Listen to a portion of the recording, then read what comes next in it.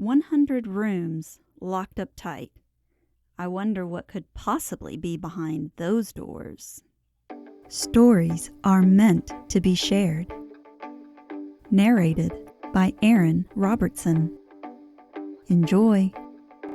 Hey friends, well today we get to continue our story with Mary. She has done quite a bit exploring outside and made some animal friends, but there's actually a lot more exploring to do inside, which we get to start on today. So I think it'll be a pretty interesting chapter for you. Without further ado, here is chapter 6. Enjoy. The Secret Garden by Frances Hodgson Burnett. Narrated by Erin Robertson. Chapter 6. There was someone crying. There was. The next day, the rain poured down in torrents again, and when Mary looked out of her window, the moor was almost hidden by gray mist and cloud. There could be no going out today. "What do you do in your cottage when it rains like this?" she asked Martha. "Try to keep from under each other's feet, mostly," Martha answered. There does seem to be a lot of us then. Mother's a good-tempered woman, but she gets fair moithered. The biggest ones go out in the cowshed and plays there. Dickon, he doesn't mind the wet. He goes out just the same as if the sun was shining. He says he sees things on rainy days as doesn't show when it's fair weather. He once found a little fox cub half drowned in its hole, and he brought it home in the bosom of his shirt to keep it warm. Its mother had been killed nearby, and the hole was swum out, and the rest of the litter was dead. He's got it at home now. He found a half-drowned young crow another time, and he brought it home too, and tamed it. It's named Soot, because it's so black, and it hops and flies about with him everywhere." The time had come when Mary had forgotten to resent Martha's familiar talk. She had even begun to find it interesting and to be sorry when she stopped or went away. The stories she had been told by her ayah when she lived in India had been quite unlike those Martha had to tell about the moorland cottage, which held 14 people who lived in 4 little rooms and never had quite enough to eat. The children seemed to tumble about and amuse themselves like a litter of rough, good-natured collie puppies. Mary was most attracted by the mother and Dickon. When Martha told stories of what Mother said or did, they always sounded comfortable. "If I had a raven or a fox cub, I could play with it," said Mary. "But I have nothing." Martha looked perplexed. "Can the knit?" she asked. "No," answered Mary. "Can the sew?" "No." "Can the read?" "Yes." "Then why doesn't thou read something, or learn a bit of spelling? Thou'st old enough to be learning thy book a good bit now." "I haven't any books," said Mary. "Those I had were left in India." "That's a pity," said Martha. "If Mrs. Medlock let thee go into the library, there's thousands of books there." Mary did not ask where the library was, because she was suddenly inspired by a new idea. She made up her mind to go and find it herself. She was not troubled about Mrs. Medlock. Mrs. Medlock seemed always to be in her comfortable housekeeper's sitting room downstairs. In this strange place, one scarcely ever saw anyone at all. In fact, there was no one to see but the servants, and when their master was away, they lived a luxurious life below stairs, where there was a huge kitchen hung about with shining brass and pewter, and a large servants' hall where there were 4 or 5 abundant meals eaten every day, and where a great deal of lively romping went on when Mrs. Medlock was out of the way. Mary's meals were served regularly, and Martha waited on her, but no one troubled themselves about her in the least. Mrs. Medlock came and looked at her every day or two, but no one inquired what she did or told her what to do? She supposed that perhaps this was the English way of treating children. In India, she had always been attended by her ayah, who had followed her about and waited on her, hand and foot. She had often been tired of her company. Now she was followed by nobody, and was learning to dress herself because Martha looked as though she thought she was silly and stupid when she wanted to have things handed to her and put on. "Hasn't thou got good sense?" she said once, when Mary had stood waiting for her to put on her gloves for her. "Our Susan Ann is twice as sharp as thee, and she's only 4 year old. Sometimes thou looks fair soft in the head." Mary had worn her contrary scowl for an hour after that, but it made her think several entirely new things. She stood at the window for about 10 minutes this morning after Martha had swept up the hearth for the last time and gone downstairs. She was thinking over the new idea which had come to her when she heard of the library. She did not care very much about the library itself because she had read very few books, but to hear of it brought back to her mind the 100 rooms with closed doors. She wondered if they were all really locked, and what she would find if she could get into any of them. Were there 100, really? Why shouldn't she go and see how many doors she could count? It would be something to do on this morning when she could not go out. She had never been taught to ask permission to do things, and she knew nothing at all about authority, so she would not have thought it necessary to ask Mrs. Medlock if she might walk about the house, even if she had seen her. She opened the door of the room and went into the corridor, and then she began her wanderings. It was a long corridor, and it branched into other corridors, and it led her up short flights of steps which mounted to others again. There were doors, and there were pictures on the walls. Sometimes they were pictures of dark, curious landscapes, but oftenest they were portraits of men and women in strange, grand costumes made of satin and velvet. She found herself in one long gallery whose walls were covered with these portraits. She had never thought there could be so many in any house. She walked slowly down this place and stared at the faces, which also seemed to stare at her. She felt as if they were wondering what a little girl from India was doing in their house. Some were pictures of children, little girls in thick satin frocks which reached to their feet and stood out about them, and boys with puffed sleeves and lace collars and long hair, or with big ruffs around their necks.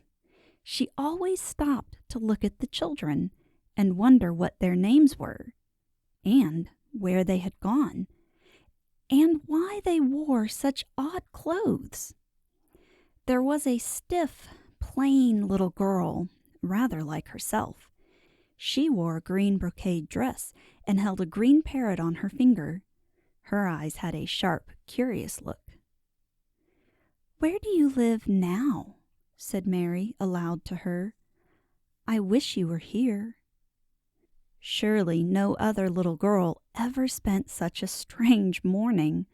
It seemed as if there was no one in all the huge rambling house but her own small self, wandering about upstairs and down, through narrow passages and wide ones, where it seemed to her that no one but herself had ever walked. Since so many rooms had been built, people must have lived in them. But it all seemed so empty that she could not quite believe it true. It was not until she climbed to the second floor that she thought of turning the handle of a door. All the doors were shut, as Mrs. Medlock had said they were, but at last she put her hand on the handle of one of them and turned it. She was almost frightened for a moment when she felt that it turned without difficulty, and that when she pushed upon the door itself, it slowly and heavily opened. It was a massive door and opened into a big bedroom. There were embroidered hangings on the wall, and inlaid furniture such as she had seen in India stood about the room. A broad window with leaded panes looked out upon the moor, and over the mantel was another portrait of the stiff, plain little girl, who seemed to stare at her more curiously than ever. "Perhaps she slept here once," said Mary. "She stares at me so that she makes me feel strange." After that, she opened more doors and more. She saw so many rooms that she became quite tired and began to think that there must be 100, though she had not counted them. In all of them there were old pictures or old tapestries with strange scenes worked on them. There were curious pieces of furniture and curious ornaments in nearly all of them. In one room, which looked like a lady's sitting room, the hangings were all embroidered velvet, and in a cabinet were about 100 little elephants made of ivory. They were of different sizes, and some had their mahouts or palanquins on their backs. Some were much bigger than the others, and some were so tiny that they seemed only babies. Mary had seen carved ivory in India, and she knew all about elephants. She opened the door of the cabinet and stood on a footstool and played with these for quite a long time. When she got tired, she set the elephants in order and shut the door of the cabinet. In all her wanderings through the long corridors and the empty rooms, she had seen nothing alive. But in this room, she saw something. Just after she had closed the cabinet door, she heard a tiny rustling sound. It made her jump and look around the sofa by the fireplace, from which it seemed to come. In the corner of the sofa there was a cushion, and in the velvet which covered it there was a hole, and out of the hole peeped a tiny head with a pair of frightened eyes in it. Mary crept softly across the room to look. The bright eyes belonged to a little gray mouse, and the mouse had eaten a hole into the cushion and made a comfortable nest there. 6 baby mice were cuddled up asleep near her. If there was no one else alive in the 100 rooms, there were 7 mice who did not look lonely at all. "If they wouldn't be so frightened, I would take them back with me," said Mary. She had wandered about long enough to feel too tired to wander any further, and she turned back. 2 or 3 times she lost her way by turning down the wrong corridor and was obliged to ramble up and down until she found the right one. But at last she reached her own floor again, though she was some distance from her own room and did not know exactly where she was. "I believe I have taken a wrong turning again," she said, standing still at what seemed the end of a short passage with tapestry on the wall. "I don't know which way to go. How still everything is." It was while she was standing here, and just after she had said this, that the stillness was broken by a sound. It was another cry, but not quite like the one she had heard last night. It was only a short one, a fretful, childish whine muffled by passing through walls. "It's nearer than it was," said Mary, her heart beating rather faster. "And it is crying." She put her hand accidentally upon the tapestry near her, and then sprang back, feeling quite startled. The tapestry was the covering of a door, which fell open and showed her that there was another part of the corridor behind it, and Mrs. Medlock was coming up it with her bunch of keys in her hand and a very cross look on her face. "What are you doing here?" she said, and she took Mary by the arm and pulled her away. "What did I tell you?" "I turned round the wrong corner," explained Mary. "I didn't know which way to go, and I heard someone crying." She quite hated Mrs. Medlock at the moment, but she hated her more the next. "You didn't hear anything of the sort," said the housekeeper. "You come along back to your own nursery, or I'll box your ears." And she took her by the arm and half pushed, half pulled her up one passage and down another until she pushed her in at the door of her own room. "Now," she said, "you stay where you're told to stay, or you'll find yourself locked up. The master had better get you a governess, same as he said he would. You're one that needs someone to look sharp after you. I've got enough to do." She went out of the room and slammed the door after her, and Mary went and sat on the hearthrug, pale with rage. She did not cry, but ground her teeth. "There was someone crying. There was, she said to herself. She had heard it twice now, and sometime she would find out. She had found out a great deal this morning. She felt as if she had been on a long journey, and at any rate she had had something to amuse her all the time, and she had played with the ivory elephants, and had seen the gray mouse and its babies in their nest in the velvet cushion. So we have treasures and secret passages and mysterious sounds of crying.